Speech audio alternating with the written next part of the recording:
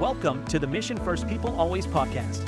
We're glad you're here. And now our host, Dr. Mike Patterson. I'm sure you've heard the expression, life happens. It suggests the idea that despite our enthusiastic, gung-ho plans and best efforts, certain life events distract us and attempt to pull us off course. In some cases, these so-called distractions are positive life events like the birth of a child or a tremendous professional opportunity for one's spouse that requires relocation. But there are also hard things in life that make it difficult to focus on work or maintain the same routines. For example, an elderly parent can no longer care for herself. You or a family member need to fight a chronic illness. Children require care. Someone in your household is struggling with addiction or depression. You lose a loved one unexpectedly, and the list goes on and on. In some cases, we can foresee these challenges, but other times, we're caught by surprise and completely unprepared. Each day becomes more challenging, and it's easy to feel overwhelmed. If you haven't personally experienced one of these life challenges yet, hold on, because you probably will at some point in your career. And if you're a manager, someone on your team is probably struggling with something now, or they will be in the next few months. But managers generally aren't trained in empathy. It's often hard to know what to say or do when one of your team members shares a concern like this with you. Or maybe you notice one of your A players is starting to slip a bit. They're missing deadlines and contributing less in meetings. They seem distracted. How do you address it? How managers respond in those moments is an important determining factor in how they move forward in their relationship with their employees and how those employees are able to overcome or work through these issues and remain productive. And because it's impossible for any manager, regardless of their good intentions or high emotional intelligence, to know how to support all of their employees through all of their various circumstances, but that's where our guest comes in.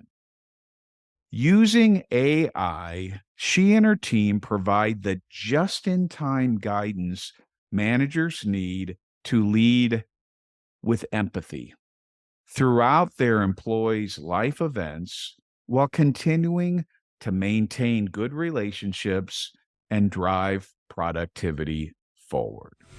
Welcome to the Mission First People Always podcast, where we talk about better business results, stronger teams, more successful careers, and happier lives. Along the way, we hope to bust some biases, build some bridges, and have some fun.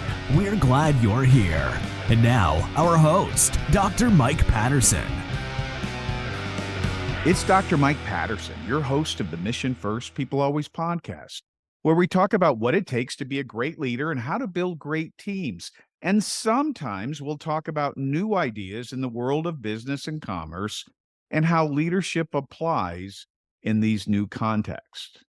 I'm the author of the book, Mission First, People Always, the definitive guide to balancing people and performance. It's available on Amazon or wherever you buy books online. And if you don't have it, if you haven't read it yet, you really should. I'm also a trainer, a keynote speaker, a consultant, and a coach focused on leader and team development. So I'm out there working with clients. I'm in the real world like you. Now, let me remind you, as I always do, please subscribe or follow, leave a review, and tell a friend about our podcast.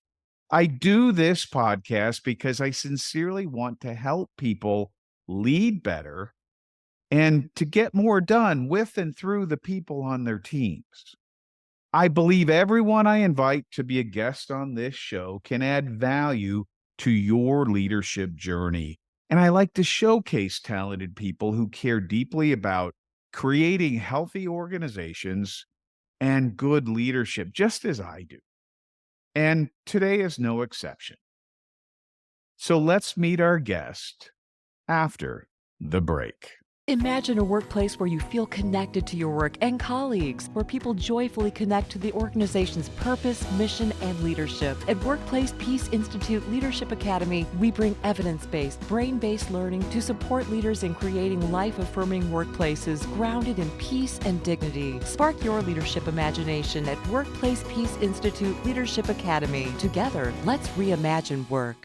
Debi Yadegari is the founder and CEO of Villyge, a manager enablement platform that helps managers support and respond to their employees' personal life events in an appropriate, timely, and productive manner to drive culture, boost productivity, and improve belonging. You know, those unexpected things like when we're just burned out, when we experience a miscarriage or need to take some time off to care for an aging parent, when we go through difficult personal circumstances like a really hard divorce, or we need to care for children because an ex can no longer do so.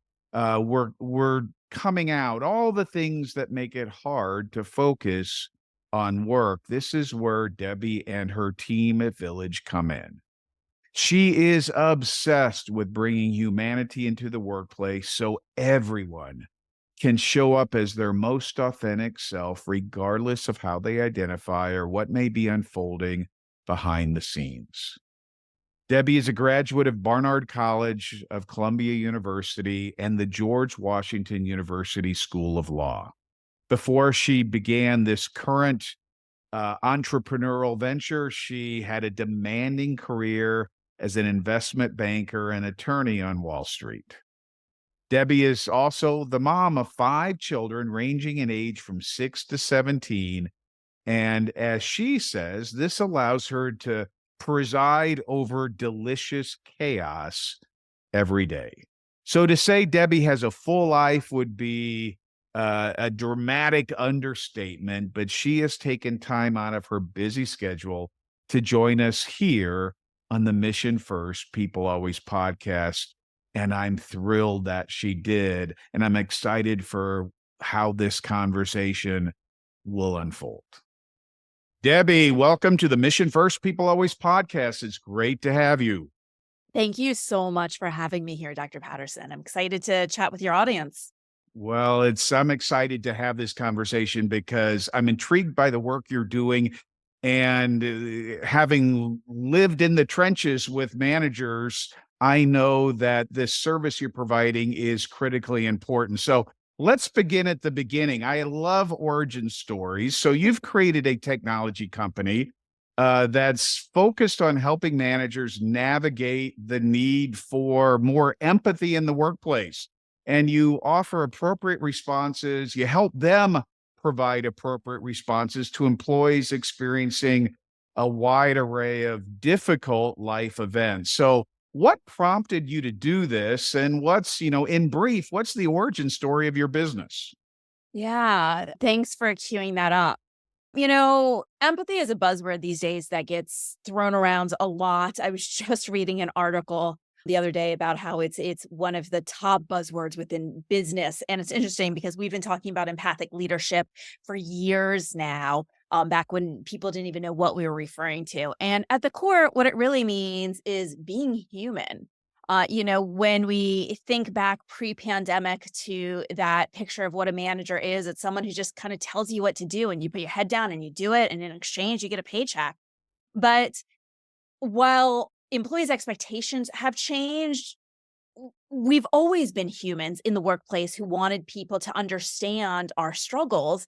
And we've always had struggles as employees, as human employees in the workplace. So my origin story is I started my career on Wall Street. Right out of law school, I went to big law. And from there, I was in-house counsel to the investment banking division of a large global bank. And that's when, I had recently been married and I was pregnant with my first child. And my manager kept saying and doing everything wrong. And the irony there is he was the best manager I ever had in my career to date. He was phenomenal. And everything he said to me was 100% well-intentioned, but some of it was illegal. For instance, suggesting that I wouldn't be able to be a good mother and handle the stress of investment banking. And, if I wanted to, he could make introductions for me elsewhere within the bank, right? Like my jaw was on the ground. But he thought he was saying and doing the right thing, but it wasn't the correct response that I needed in that moment. When I went out on leave, my manager just kind of ignored it. When there was no talk of what was the transition plan, what's the communication plan, or what was going to happen when I came back. There was no conversation around my needs as a breastfeeding mom. And when I returned within, the 12 months, like 41% of so many working parents, I ended up off ramping from a job that I loved. And I never thought that I would have done that. And what it came down to is that I didn't have the support from my manager that I needed to be successful in my personal life and professional life. And it wasn't, as the early remarks, that it would be hard to be a good parent within the investment banking realm. It'd be hard to do anything that was important to you personally, whether that is training for a marathon or taking on the care of an elderly parent or navigating some other obstacle without the support of your manager. And it's not just the plain vanilla everyday occurrence of employees having babies and going out on leave, but employees today are grappling with so much in the background of their lives. And that was the muse for me, taking a moment to say, how can we upskill managers in how to respond to their employees in a human way that's going to allow them to keep their career on an upward trajectory and not off ramp in the face of challenge. And that was my inspiration and my muse, and my goal today is basically to rip down invisible career barriers, not just for working mothers, but for everybody who's going through the stresses of life, which are inevitable for each and every one of us. And what's profound to me in your story, Debbie, is the fact that your manager was likely a really smart person. He was amazing. Yeah, he was a senior executive in an investment bank and maybe an attorney or certainly a successful business person, yet he didn't have the right words or didn't know how to approach you. And he was well-intended, but he just didn't know how to do it. That strikes me. Yeah.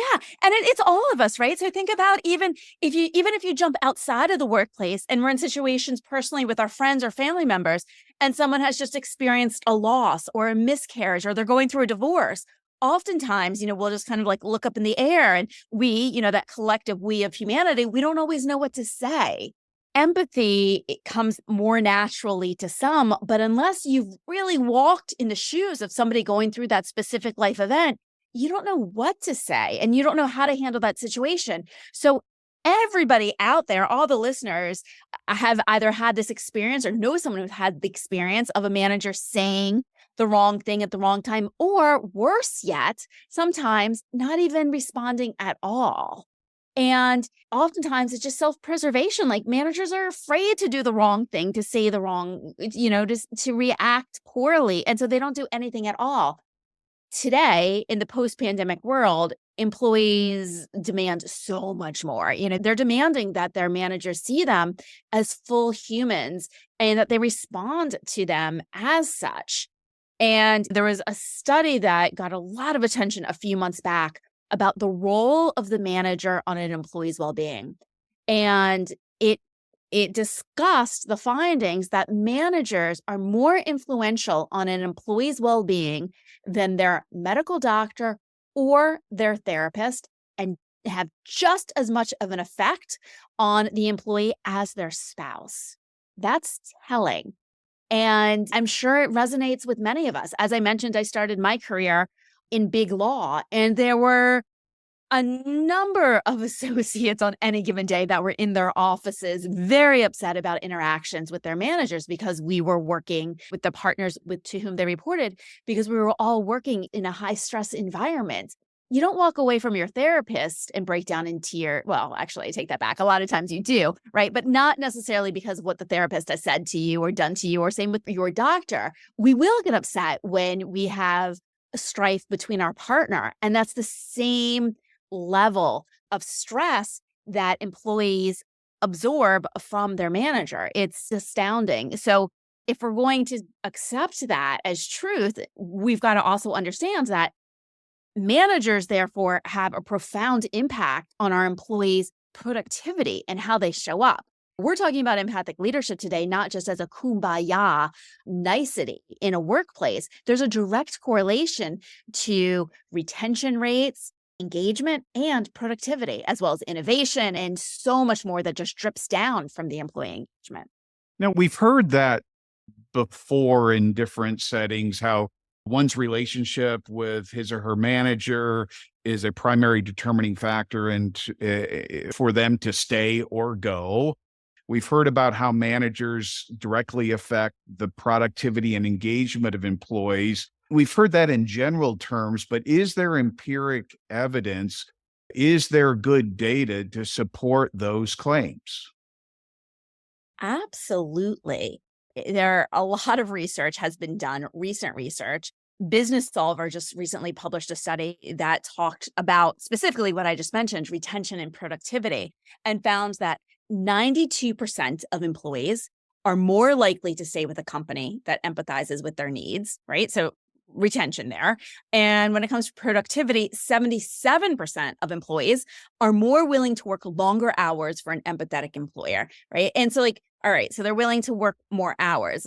What does that come down to? We don't want to be at work with somebody whom we have tension or with whom we don't have a positive relationship. When our manager is able to show up for us personally as well as professionally, and I'm not asking for managers to really get into the nitty-gritty of employees' lives. Sometimes it's just, hey, I'm here for you. It's just a matter of how that information is received from the opposite end that's going to make an employee feel like, is work really, really work? Or is it, it's part of a career, it's part of their professional growth.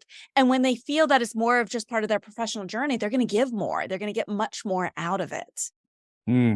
I read somewhere recently that only 50% of managers are really comfortable giving feedback or support to employees unless they've done something extraordinarily positive in the workplace. So there seems to be a withholding of feedback and affirmation and support. And it sounds like what you're saying, it's to their detriment when they withhold that. Now, I'm a word guy, so I want you to define another word for us and maybe speak to the difference between a couple of different ideas, or maybe there's not much of a difference. I think it was Confucius who said the beginning of all wisdom is to call things by their proper name. So let's do a name thing. What's the difference between compassion and empathy? Or is there a difference? Oh, great question. Compassion is having feelings for somebody, having sympathy, being able to feel alongside somebody. Empathy is making an effort to understand what somebody is experiencing on your team and understanding as a manager how that's going to affect that employee, how it's going to affect the team, how it's going to affect work. Again, we don't need to, I'm not talking about let's cross boundaries and bring everybody's personal issues to the forefront at work. I'm saying let's understand what's driving and motivating our employees and how do we tap into that. And, you mentioned the study just a second ago about how managers, unless they have something good to say, they don't really say anything at all. And maybe we need to push that positive reinforcement. I am not saying that we need to bring this cultural novelty of giving participation trophies to everybody in the workplace. Not at all. I'm simply saying we need to recognize how we can respond to each of our individual employees in a way that motivates them.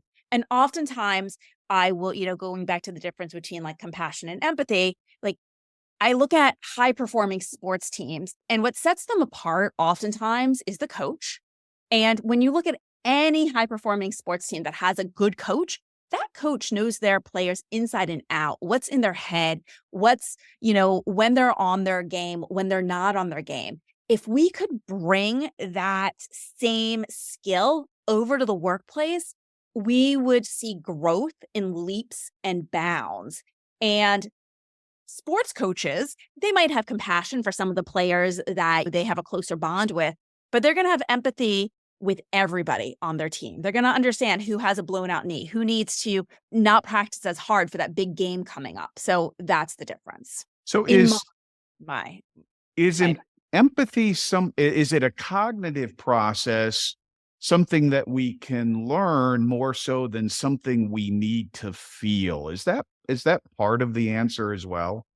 Correct. Yes. Empathy is absolutely a power skill that is innate to some, but is something that we have to learn. Because even if you are a manager who has great people skills and has always been known to have a high EQ, there's no way you can understand the ins and outs of all of the journeys of your various employees.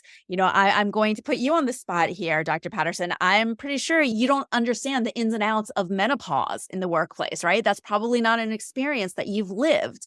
But as a manager, you can learn why somebody on your team might be opening windows in the middle of winter in Minnesota, or might look like they're absolutely melting on screen on Zoom, and have the compassion to, say, it's okay if you take a break. It's okay if you go off camera during those times. We're still going to get work done. I understand your plight in this moment, and we're going to work together to achieve the team's goals by the end of the week, the month, the quarter, whatever it takes. Well, you are absolutely right. I have not had the lived experience of menopause. So you were on the money for that one. I want to pick up on one word that you used in that last response, and then we'll move on to some other things I want to talk about with you.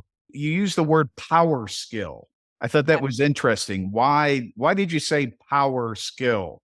I always talk about how empathic leadership is that lever that has yet to be tapped within the workplace. It is a skill. It absolutely, the same way that communication is a skill, having empathy is a skill. It's because we can learn it, and because when we can dial it up, it can have profound impacts on the advancement of our business goals. So, Debbie, who bears the responsibility for empathy in organizations? Is it the HR leader? I read something in preparation for our conversation today that HR leaders are carrying a heavy burden as well. 61% of HR professionals say they've experienced their own health issues, mental or physical, perhaps as a result of that heavy load they've been carrying throughout COVID and since. Are HR generalists burned out? And are they the carriers of empathy for the organization, or do we need to have a different view of it? They should not be the carriers. And yes, they are absolutely burnt out. The role of the HR professional has evolved since COVID. They were first tasked with, how do we just figure out, how do we get this work done? How do we move X amount of employees to their homes and still be able to accomplish as much? I mean, they had to learn a whole new way to lead.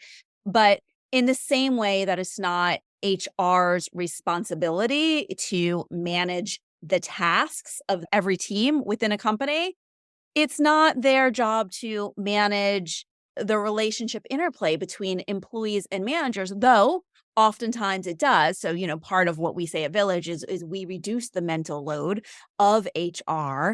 We help them to, stop having to manage the managers, because we know when friction builds, so often that HR is brought into the situation.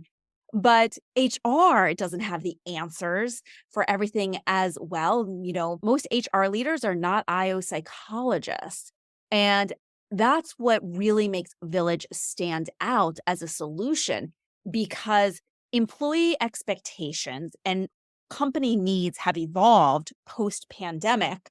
And they've evolved in a way that requires us to see our employees as full human beings, not just because priorities have shifted and employees are prioritizing their personal lives just as much as their professional, but also because there's this large push to have greater diversity and inclusion within our companies as well. So how do you do that, right? It's a tall order. We've been promoting our managers basically because they were great individual contributors. And if you go back to my sports analogy from earlier, not every top sports coach was a top professional player. Sometimes you're just really good at managing athletes.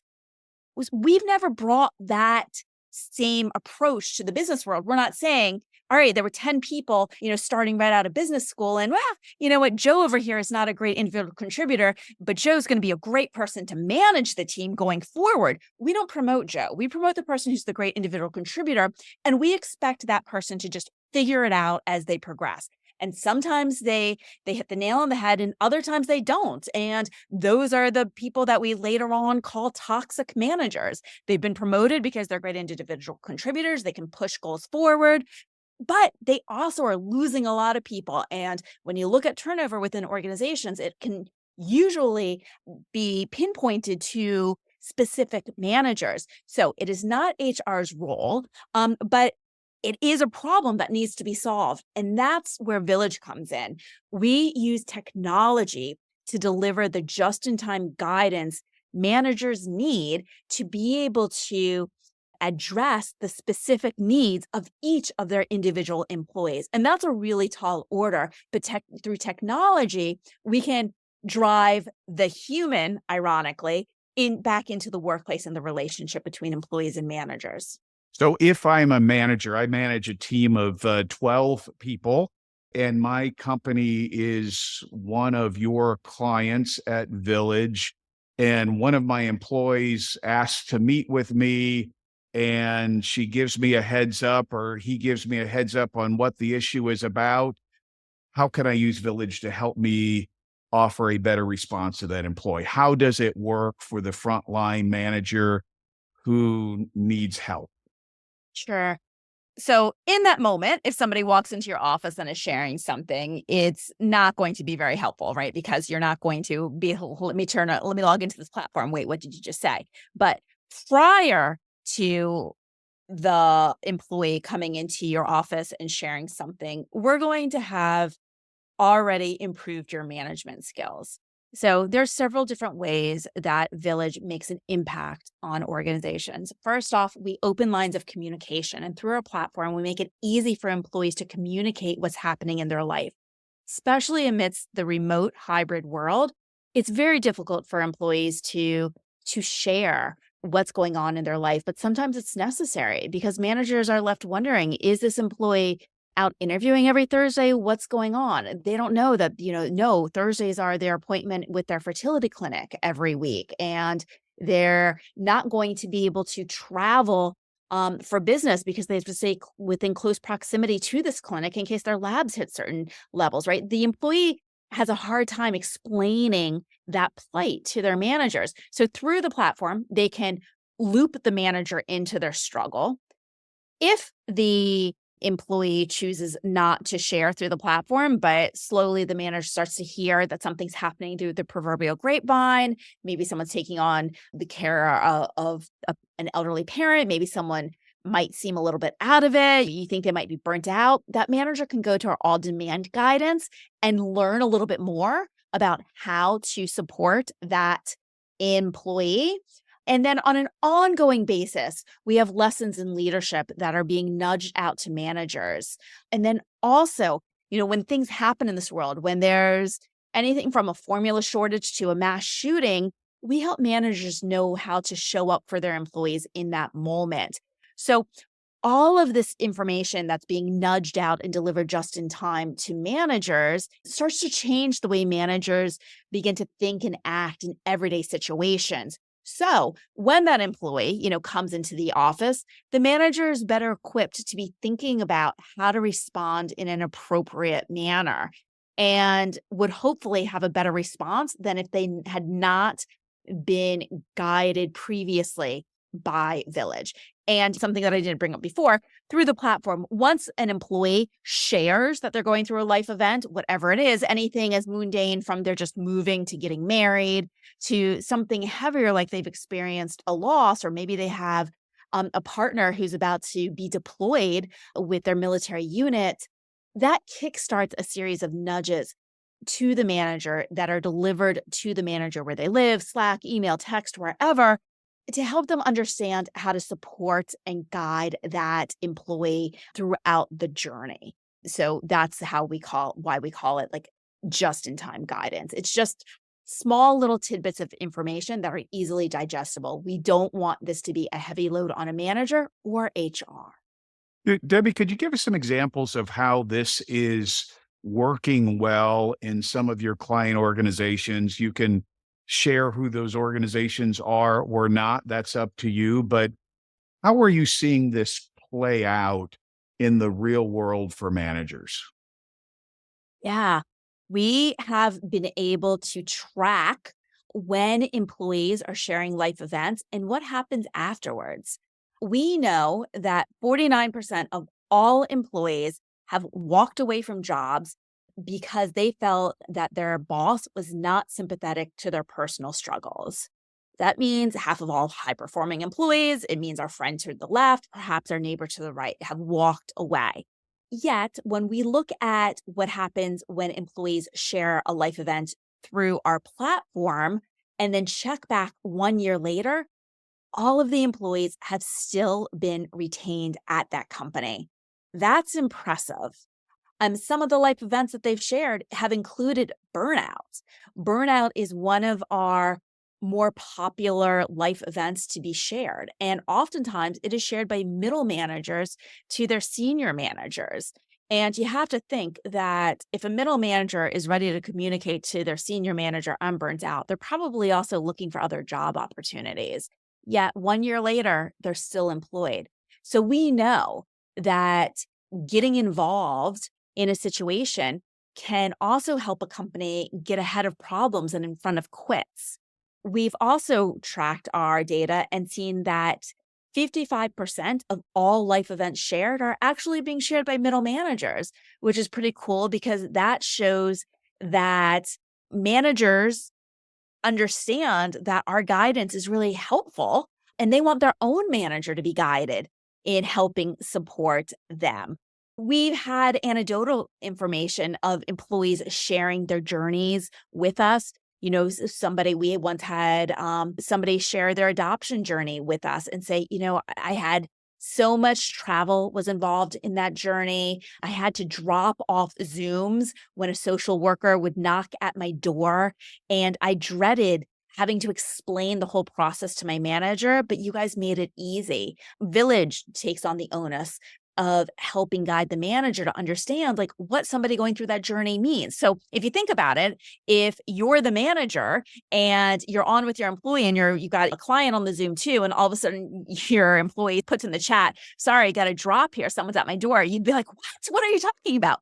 But what's really going through that employee at that moment is, wow, it's the social worker. This is the moment where I could actually maybe start my family, but only if I answer that door. Otherwise, I'm going to go back to the line. It'll be another 6 months before I can get this visit, right? That's a hard call and probably not even a question for the employees going through it. But what comes up afterwards would be friction. Different situation if the manager understands what's going on, then it's like they're going to throw a high five back in the chat and be like, no problem, I got this. They might even explain to the client why the employee's dropping off to show that the company has great culture and is supporting employees. It changes the relationship.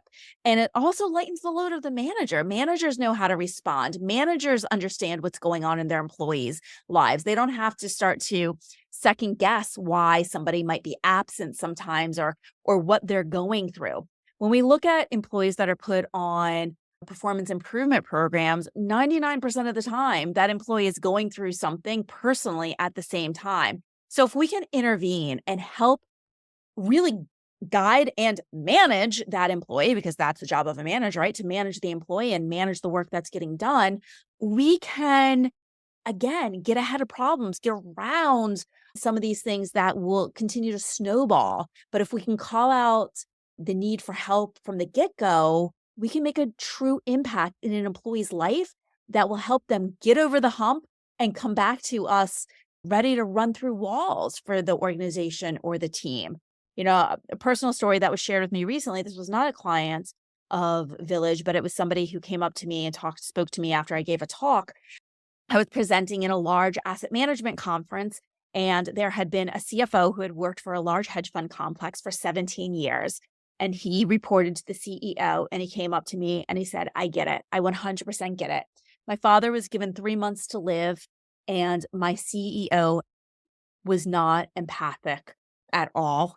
And when it came to that time, when I really needed him to be there for me to understand, he showed zero empathy. The CFO was still required to attend all the board meetings, handle all the problems, work round the clock. His father passed 3 months later, and he held it against the company that didn't have enough time to spend with his father.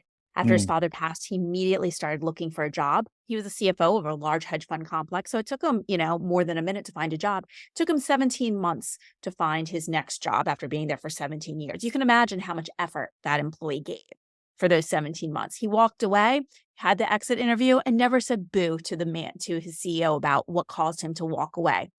Again, it was 3 months from the time that his father was given some pretty grim news to his father's passing. Had that manager supported him during those 3 months, it would have been a much different situation. That employee would have been forever dedicated and loyal to the company. But instead, the company lost a tremendous performer, and that costs the company not just the 17 months of what we term now quiet quitting, but also the replacement cost, which would have been 3x his pretty hefty CFO salary. So this stuff really matters to the bottom line. It affects attrition, it affects productivity, and it makes a difference. And it especially makes a difference if it's you going through one of these situations you're describing. So there's a qualitative and a quantitative case for empathy in the workplace. Debi, I want to ask my penultimate question that comes up in every episode, and my listeners know what's coming. Can you give us one piece of advice, something that we can begin doing right away that will make us better leaders, better humans, as you say? What would you give us? What would you tell us? Yeah, it's more than just asking your employees how their weekend was on Monday. Be sincere and be authentic in Brené Brown's terms. Mirror that it is okay to show up as a human. If you're a working parent, talk about how you are running out the door to catch your kid's baseball game, but you'll get whatever needs to get done. You'll get it done. Tune in with your employees and ask them sincerely, how can you help them achieve their goals? Be flexible when you can. It's not just a matter of forcing your employees' nose to the grindstone that's going to get goals accomplished. Like when you care about your employees, they're going to care more about the work. So just ask yourself, what can you do to get to know your employees a little bit more and show a bit of care? And what can my listeners do if they've heard something today about your work at Villyge that they think would be helpful to them and their organizations? Maybe they're an HR professional, or maybe they're a line leader within the organization. How do people connect with Villyge and get started? How should people reach out to your team if they want to learn more? Yeah, so Villyge is spelt with a Y at the end. So Villyge. Check us out online. We're on social at Villyge everywhere, or come to our website, villyge.com. And there's some contact tabs there to get in touch and learn more. We would love to set up a demo with your HR leaders. Well, Debi, thanks for being a great guest on the Mission First People Always podcast. And more importantly, thanks for the good work you're doing. I think my listeners are out there, they're probably spinning right now thinking, man, I wish I could get my hands on this. I wish I had more of this just-in-time insight to say the right thing at the right time. And we're all working on becoming more empathic. So managers, HR professionals, organizational leaders, we need this stuff. And I'm glad that you were able to showcase Villyge, Villyge, on the Mission First People Always podcast.